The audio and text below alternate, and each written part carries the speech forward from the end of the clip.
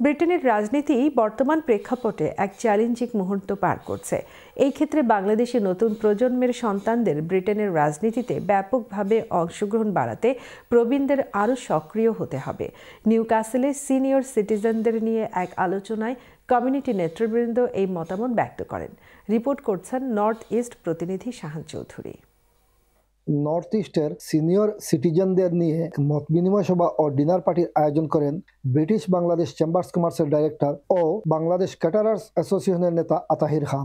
North ইস্টের স্থানীয় days of the রাজ রেস্টুরেন্টে আয়োজিত এ সভায় উপস্থিত ছিলেন নিউক্যাসল বাংলাদেশ অ্যাসোসিয়েশনের চেয়ারম্যান মাহতাব মিয়া, ভাইস চেয়ারম্যান সুফি মিয়া, ট্রেজারার সিরাজ মিয়া, সিনিয়র সিটিজেনদের মধ্যে মোহাম্মদ নূর মিয়া, ইসরাইল খান, অন্যান্যের মধ্যে বিশিষ্ট ব্যবসায়ী সৈয়দ নাদির আজিজ দরাজ, আব্দুর রাজ্জাক, নুরুল ইসলাম সহ আরো অনেক। কমিউনিটি নেতৃবৃন্দ বলেন, আমরা এদেশে এসেছিলাম কাজের সন্ধানে, কিছুদিন থেকে চলে যাব, কিন্তু সময়ের বিবর্তনে এখন সবকিছু বদলে গেছে।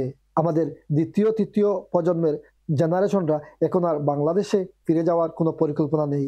সে কারণে এদেশের ব্যবসা বাণিজ্য, রাজনীতি, অর্থনীতি সার্বিক ক্ষেত্রে বাংলাদেশি প্রজন্মদের আরো অংশগ্রহণ খুবই জরুরি।